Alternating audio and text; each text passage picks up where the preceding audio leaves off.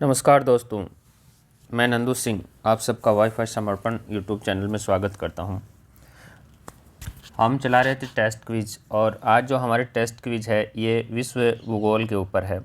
विश्व भूगोल से संबंधित सवाल है और इसमें शानदार आपको इस टेस्ट क्विज में आपको ट्रिक्स मिलेगी, जैसे चंद्र ग्रहण कैसे होता है, सूर्य ग्रहण कैसे होता है। इसकी जोरदार शानदार आपको ट्रिक्स मिलेगी, याद करने की बहुत ही अवश्य आपको ट्रिक्स मिलेगी। तो आप यदि अब तक इस चैनल को सब्सक्राइब नहीं किया है तो सब्सक्राइब कर लें। साथ में दोस्तों कमेंट करके बताएं आपके कितने सवाल सही हो रहे हैं और साथ में लाइक और शेयर भी करें। तो आइए हम टेस्ट शुरू करते हैं विश्व भूगोल के ऊपर। इससे संबंधित जो भी महत्वपूर्ण सवाल है बहुत ही शानदार है और इस जो टेस्ट क्विज के साथ साथ में आपको बहुत ही शानदार ट्रिक्स मिलेगी याद करने की, तो आप चैनल से ज़रूर जुड़े रहें। तो आइए हम शुरू करते हैं। सवाल पहला देखिए आप, क्या है पहला सवाल देखिए, दिन व रात होने का क्या कारण है। देखिए दिन और रात होने का कारण पूछा गया है, क्या कारण है। ऑप्शन ए में देखिए पृथ्वी के सापेक्ष सूर्य की गति, ऑप्शन बी में पृथ्वी का अपने अक्ष पर घूर्णन करना, सी में पृथ्वी के अक्ष का झुकाव, डी में सूर्य के चारों ओर पृथ्वी का परिक्रमण। तो बताइए दिन और रात होने का क्या कारण है, दिन और रात क्यों बनते हैं, इसमें से कौन सा सही जवाब होगा, सही आंसर क्या होगा बताइए आप। देखिए वीडियो को आप पॉज करके भी हल कर सकते हैं प्रश्नोत्तरी को। साथ में कमेंट करके ज़रूर बताना आपको कितने सवाल सही हो रहे हैं। और अब तक यदि आपने सब्सक्राइब नहीं किया है तो दोस्तों सब्सक्राइब ज़रूर कर लें। साथ में बेल आइकन भी प्रेस कर लें ताकि नेक्स्ट वीडियो का नोटिफिकेशन भी आपको मिलता रहे। तो बताइए दिन और रात होने का क्या कारण है। आइए हम हल करते हैं। देखिए दिन और रात होने का जो कारण है ये क्या है, देखिए यहाँ हम हल करते हैं कि पृथ्वी का अपने अक्ष पर घूर्णन है।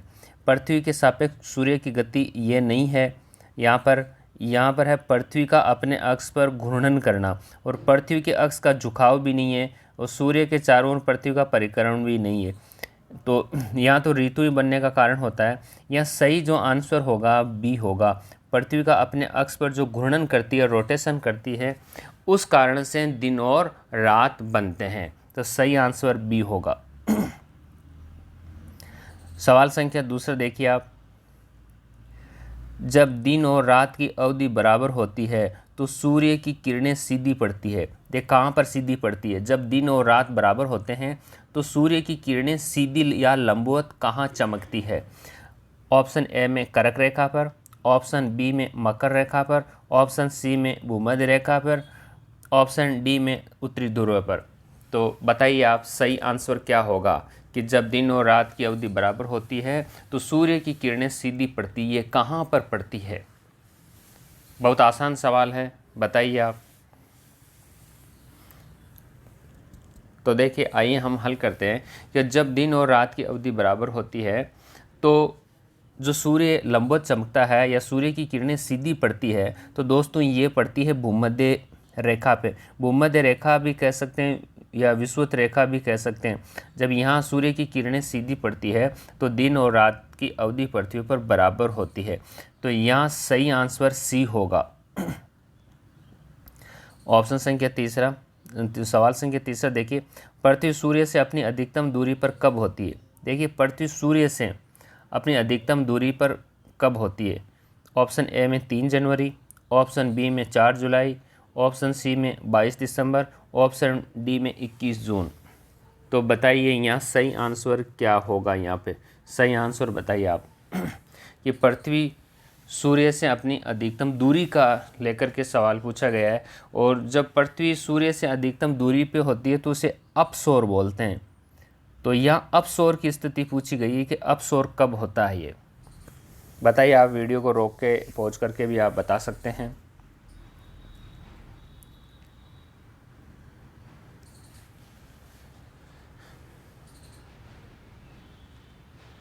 तो देखिए दोस्तों यहाँ जो सही आंसर होगा ये 4 जुलाई होगा।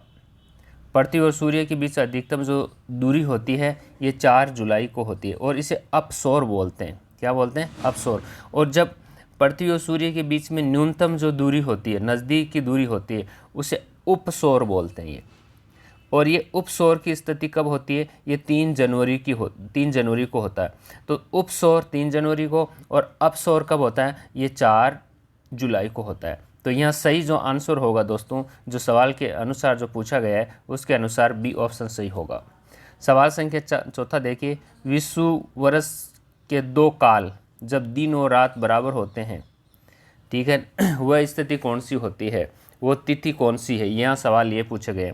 ऑप्शन ए में 22 फरवरी और 23 अगस्त, ऑप्शन बी में 21 मार्च और 23 सितंबर, ऑप्शन सी में 22 जुलाई और 22 दिसंबर, ऑप्शन डी इनमें से कोई नहीं।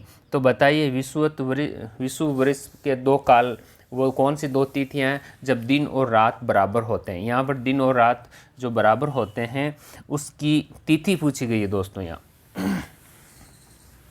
बहुत अच्छा सवाल है दोस्तों, सोच के बताइए अच्छे से। साथ में आप सब्सक्राइब ज़रूर कर लें, आप जुड़े रहें वाईफाई समर्पण यूट्यूब चैनल से। कमेंट करके ज़रूर बताएं कितने सवाल आपके सही हो रहे हैं, ताकि आपका मूल्यांकन भी हो सके दूसरों के साथ में भी कि आपकी स्थिति कहाँ पर है। तो आइए हम हल करते हैं कि देखिए, जब दिन और रात पृथ्वी पर बराबर होते हैं तो वह तिथि कौन सी होती है? 21 मार्च और 23 सितंबर की होती है। तो यहाँ बी ऑप्शन सही होगा, 21 मार्च और 23 सितंबर, क्योंकि 21 मार्च और 23 सितंबर को सूर्य भूमध्य रेखा के ऊपर लंबवत चमकता है, इस कारण से दिन और रात बराबर होते हैं। तो सही आंसर होगा बी। सवाल संख्या 5वां देखिए, डोलड्रम्स पेटी स्थित है। देखिए डोलड्रम्स जो पेटी है, पट्टा है, उसके बारे में पूछा गया है। ये कहाँ पर स्थित है? कर्क रेखा पे, मकर रेखा पे, ध्रुवों पर, भूमध्य रेखा के समीप। बताइए, बहुत इजी सवाल है कि डोलड्रम्स पेटी स्थित है। डोलड्रम्स पेटी कहाँ पर स्थित है, ये सवाल है। आसान सवाल है काफ़ी। तो आइए हम हल करते हैं। देखिए ये डोलड्रम्स पेटी है, इसी को शांत पेटी भी बोलते हैं। तो यह कहाँ पर स्थित है? देखिए इसका जो सही आंसर होगा दोस्तों, ये भूमध्य रेखा के समीप स्थित है। इसे शांत पेटी भी बोलते हैं और भूमध्य रेखा की न्यून वायुदाब पेटी भी बोली जाती है। तो यहाँ सही आंसर डी होगा। सवाल संख्या 6, पृथ्वी की परिक्रमण या वार्षिक गति का प्रभाव है, यानी पृथ्वी की जो परिक्रमण करती है सूर्य के चारों ओर, या वार्षिक गति भी कहते हैं उसे, उसका क्या प्रभाव है? ऑप्शन ए में ऋतुएं बनना, ऑप्शन बी में दिन रात का छोटे बड़े होना, ऑप्शन सी में अयन व ऋतुओं का निर्धारण होना, ऑप्शन डी उक्त सभी। बताइए आप सही आंसर क्या होगा कि पृथ्वी की परिक्रमण या वार्षिक गति का क्या प्रभाव पड़ता है? बहुत आसान सवाल है।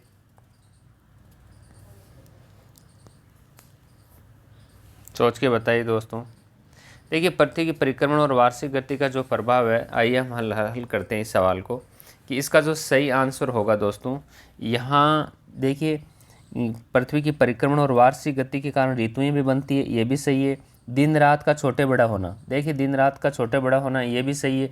हालांकि दिन रात बनना ये दैनिक गति का कारण होता है, लेकिन यह दिन रात का छोटे बड़े होना ये वार्षिक गति का कारण है, तो ये भी सही है।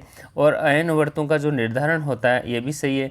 उक्त सभी, तो यहाँ जो सही आंसर होगा डी होगा, उक्त सभी। ये सभी वार्षिक गति के कारण होता है, डी ऑप्शन सही होगा। दक्षिणी गोलार्ध में सबसे लंबा दिन कब होता है? बताइए आप। सवाल संख्या 7वां है, दक्षिणी गोलार्ध में सबसे लंबा दिन कब होता है? यहाँ देखिए दोस्तों, सवाल को अच्छी तरह से पढ़िए मित्रों, क्योंकि दक्षिणी गोलार्ध में सबसे लंबा दिन पूछा गया है, न कि उत्तरी गोलार्ध में। ऑप्शन ए में 21 जून, बी में 21 मार्च, सी में 23 सितंबर, डी में 22 दिसंबर। तो बताइए सही आंसर यहाँ क्या होगा? दक्षिणी गोलार्ध में सबसे लंबा दिन का सवाल पूछा गया है यहाँ पे। तो आइए हम हल करते हैं कि दक्षिणी गोलार्ध में लंबे दिन की बात की जाए। देखिए जब हमने देखा है कि यह ग्लोब होता है और यहाँ भूमध्य रेखा है, ये कर्क रेखा है, ये मकर रेखा है। ये कौन सी रेखा है? मकर रेखा है। तो उत्तरी गोलार्ध में सबसे छोटा दिन कब होता है? उत्तरी गोलार्ध में सबसे छोटा दिन 22 दिसंबर को होता है। देखिए इससे फिर दक्षिणी गोलार्ध में उल्टा होता है। जब उत्तरी गोलार्ध में 22 दिसंबर को जब सबसे छोटा दिन होता है तो दक्षिणी गोलार्ध में 22 दिसंबर को सबसे लंबा दिन होता है। तो यहाँ जो सही आंसर होगा ये 22 दिसंबर होगा। एक दूसरे के देखिए विपरीत होते हैं कि जब उत्तरी गोलार्ध में यानी कर्क रेखा पे जब यहाँ हम कह सकते हैं जो 22 दिसंबर की बात की गई, 22 दिसंबर को उत्तरी गोलार्ध में सबसे छोटा दिन होता है। रातें बड़ी होती है, दिन छोटा होता है। तो इससे विपरीत दक्षिणी गोलार्ध में 22 दिसंबर को दिन लंबा होगा, रातें छोटी होगी। तो ये सही आंसर 22 दिसंबर होगा। सवाल संख्या 8वां, तारे पूर्व से पश्चिम में जाते हुए किस कारण से दिखते हैं?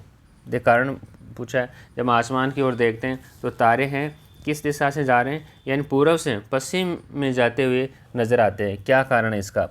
विकल्प ए में पृथ्वी पूर्व से पश्चिम दिशा में घूम रही है।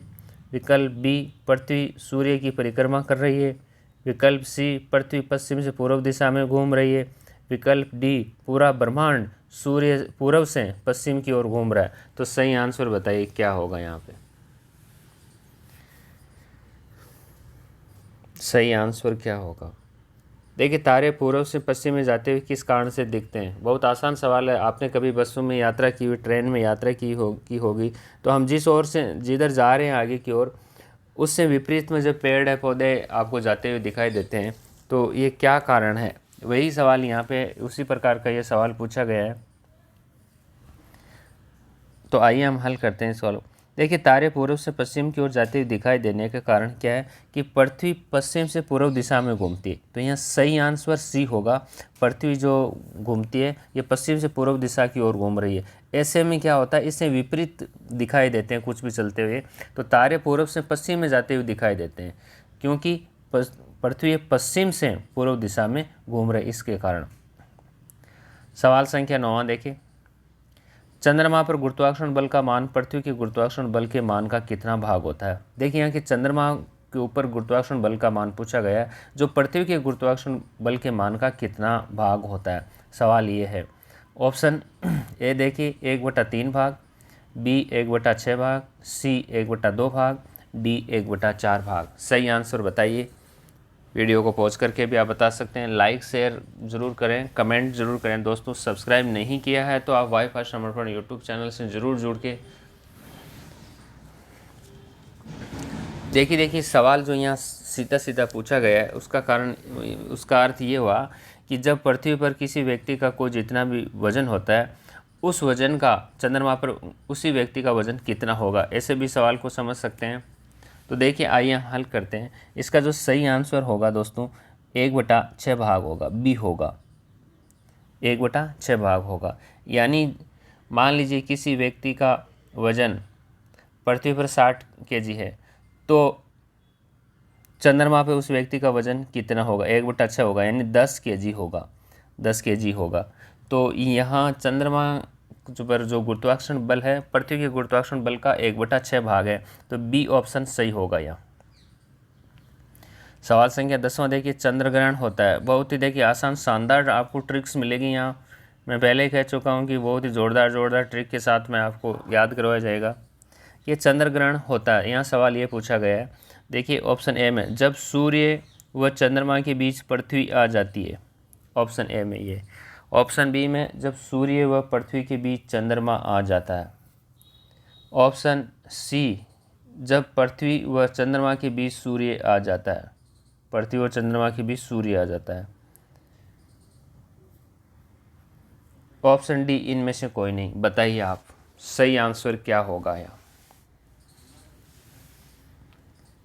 बहुत आसान, आपको मैं ऑफलाइन क्लास में बहुत शानदार ट्रिक्स बताइए।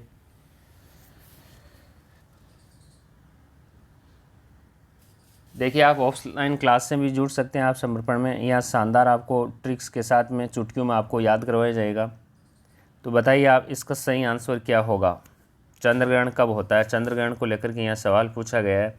तो सही आंसर इसका क्या होगा ये बताइए आप।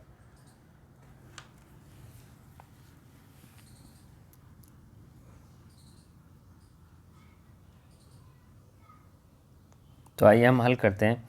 देखिए, चंद्र ग्रहण कब होता है, यहाँ आपको मैं एक ट्रिक बता देता हूँ पहले ही। मैस याद रखना आप चंद्र ग्रहण में। मैस ये शानदार ट्रिक है आपको याद करने की। इस ट्रिक से आप बिल्कुल याद कर सकते हैं कि मैस का मतलब हुआ यहाँ मुन हो गया, ई का मतलब अर्थ हो गया, अर्थ यानी पृथ्वी, एस का मतलब सन हो गया, सूर्य। तो जब देखिए इस ट्रिक में एक बार मैं फिर लिख रहा हूँ कि MES, मैस याद रखना आप, कि जब मून के बीच में, मून और सन के बीच यानी चंद्रमा और सूर्य के बीच में जब पृथ्वी आ जाती है तब क्या होता है, चंद्र ग्रहण होता है। क्योंकि पृथ्वी की जब छाया है तब पृथ्वी की छाया किसके ऊपर पड़ती है, सूर्य के, चंद्रमा पे पड़ती है। इसी पृथ्वी की छाया चंद्रमा के ऊपर पड़ती है, इस कारण से क्या होता है, चंद्र ग्रहण हो जाता है। तो यहाँ सही आंसर ऑप्शन ए में होगा कि जब सूर्य व चंद्रमा के बीच पृथ्वी आ जाती है। देखिए मैस, MES, तो बीच में अर्थ आ गई ना, अर्थ यानी पृथ्वी। तो यहाँ शानदार ट्रिक से आपको मैस से याद कर सकते हैं कि जब मून और सन के बीच में अर्थ आ जाती है यानी सूर्य और चंद्रमा के बीच पृथ्वी आ जाती है तो चंद्र ग्रहण हो जाता है। तो यहाँ आप ट्रिक्स याद कर लीजिए चंद्र ग्रहण की, MES, मैस। सवाल संख्या देखिए 11वां, सूर्य ग्रहण होता है। सूर्य ग्रहण कब होता है, सवाल ये पूछा गया। ऑप्शन ए में जब सूर्य व चंद्रमा के बीच पृथ्वी आ जाती है। ऑप्शन बी में जब सूर्य व पृथ्वी के बीच चंद्रमा आ जाता है। ऑप्शन सी में उक्त ए वी दोनों कारण से। ऑप्शन डी इनमें से कोई नहीं। तो बताइए सही आंसर क्या होगा। अब की बार सूर्य ग्रहण को लेकर के सवाल पूछा गया है। देखिए सूर्य ग्रहण हमेशा होता कब होता है, अमावस्या को होता है। और चंद्र ग्रहण कब होता है, हमेशा पूर्णिमा के दिन होता है। तो बताइए आप सही आंसर क्या होगा। बहुत शानदार आपको अभी ट्रिक के साथ बताया जाएगा। सूर्य ग्रहण को लेकर के भी अभी सम ट्रिक्स मिलेगी आपको। तो आइए हम हल करते हैं कि सूर्य ग्रहण कब होता है, सवाल ये पूछा गया। देखिए इसके एक शानदार आप ट्रिक याद कीजिए, एम्स, वो मैस था, अब की बार एम्स ट्रिक्स याद कीजिए। देखिए ई का अर्थ, एम का अर्थ मून, एस का अर्थ सन। जब पृथ्वी, अर्थ यानी पृथ्वी, और सन यानी सूर्य के बीच में मून आ जाता है यानी चंद्रमा आ जाता है तब सूर्य ग्रहण हो जाता है। क्योंकि तब क्या होता है, जब मून यानी चंद्रमा बीच में आ जाता है तब सूर्य की किरणें हैं पृथ्वी के ऊपर नहीं पड़ती है और सूर्य दिखाई नहीं देता है पृथ्वी से, इस कारण से सूर्य ग्रहण होता है। तो यहाँ शानदार ट्रिक्स होगी एम्स। तो इसका सही ऑप्शन क्या होगा, ऑप्शन बी होगा कि जब सूर्य व पृथ्वी के बीच, देखिए ये सूर्य रहा और ये पृथ्वी रही, इन दोनों के बीच में देखिए क्या आ जाता है, चंद्रमा, ये चंद्रमा बीच में आ गया तब क्या हो जाता है, सूर्य ग्रहण हो जाता है। तो यहाँ सही आंसर बी होगा। और ट्रिक याद रखिए आप, EMS, एम्स। सवाल संख्या देखिए 12वां, दहाड़ता चालीसा क्या है। सवाल दहाड़ता चालीसा को पूछा गया है। ऑप्शन ए में 40 डिग्री उत्तरी अक्षांश की जलधारा। ऑप्शन बी में 40 डिग्री दक्षिणी अक्षांश की जलधारा। ऑप्शन सी में दक्षिणी गोलार्ध में 40 डिग्री अक्षांश पर प्रवाहित पछुआ पवन। ऑप्शन डी इनमें से कोई नहीं। बताइए दहाड़ता चालीसा किसको कहते हैं, सही आंसर क्या होगा इसका, बताइए आप। ऑफलाइन क्लासेज में आपको सब कुछ बता रखा है।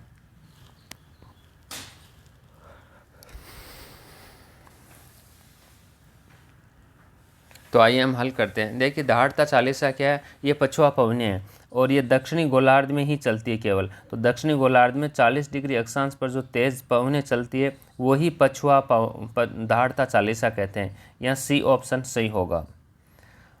सवाल संख्या 13वां देखिए, भयंकर 50 का प्रवाह सेक्टर है। ऑप्शन ए में 50 डिग्री उत्तरी अक्षांश। ऑप्शन बी में 50 डिग्री दक्षिणी अक्षांश। ऑप्शन सी में 50 डिग्री नॉर्थ से 60 डिग्री नॉर्थ के मध्य। डी इनमें से कोई नहीं। तो बताइए आप सही आंसर क्या होगा। सवाल है भयंकर 50 प्रवाह सेक्टर का पूछा गया है। तो आइए हम हल करते हैं कि जो भयंकर 50 को लेकर के जो सवाल पूछा गया है उसी को देखिए आप, कि भयंकर 50 यानी ये 50 डिग्री अक्षांश के ऊपर चलता है, चलता कहाँ है ये हम हल करते हैं। ये दक्षिणी अक्षांश पे चलता है, यहाँ बी ऑप्शन सही होगा। सवाल संख्या देखिए, आर्कटिक वृत्त को लेकर के सवाल पूछा गया। आर्कटिक वृत्त है, आर्कटिक वृत्त किस अक्षांश रेखा को कहते हैं, ये कहाँ पर स्थित है। तो आइए हम हल करते हैं। देखिए ऑप्शन ए में 450 डिग्री उत्तरी अक्षांश, ऑप्शन बी में 450 डिग्री दक्षिणी अक्षांश, सी में ए व बी दोनों, डी इनमें से कोई नहीं। बताइए सही आंसर क्या होगा यहाँ पे। आर्कटिक वृत्त कहाँ पर स्थित है? तो आइए हम हल करते हैं। देखिए आर्कटिक वृत्त की बात करें तो ये केवल सही आंसर ए होगा। उत्तरी अक्षांश 450 डिग्री उत्तरी अक्षांश को ही आर्कटिक वृत्त कहते हैं। ऑप्शन बी 15वां सवाल देखिए, अंटार्कटिक वृत्त स्थित है, कहाँ पर स्थित है? ऑप्शन ए में 450 डिग्री उत्तरी अक्षांश, ऑप्शन बी में 450 डिग्री दक्षिणी अक्षांश, ऑप्शन सी में 23.5 डिग्री उत्तरी अक्षांश, ऑप्शन डी में 85 डिग्री दक्षिणी अक्षांश। तो सही आंसर क्या होगा बताइए आप। देखिए ये हम बात करें इस प्रकार से, ये जो पृथ्वी की जो ग्लोब है, ये भूमध्य रेखा है, यहाँ पे ये भूमध्य रेखा, ये कर्क रेखा, और यहाँ पे दक्षिण गोलार्ध में है मकर रेखा। यहाँ 66.5 डिग्री यहाँ पे, और यहाँ 66.5 डिग्री। जो उत्तरी गोलार्ध में 66.5 डिग्री जो वृत्त है उसको आर्कटिक वृत्त बोलते हैं, और यहाँ सवाल पूछा गया अंटार्कटिक वृत्त का। तो इसका जो सही आंसर दोस्तों होगा वो होगा 66.5 डिग्री दक्षिणी अक्षांश होगा। यहाँ जो 66.5 डिग्री दक्षिणी अक्षांश है अंटार्कटिका दक्षिण गोलार्ध में, तो यहाँ सही आंसर बी होगा। तो दोस्तों आज की वीडियो में इतना ही। वीडियो को लाइक शेयर ज़रूर करें, सब्सक्राइब नहीं किया तो सब्सक्राइब करें, साथ में बेल आइकन भी प्रेस कर लें ताकि नेक्स्ट वीडियो का नोटिफिकेशन मिलता रहे। तो आज की वीडियो में इतना ही, इजाज़त दीजिए, धन्यवाद।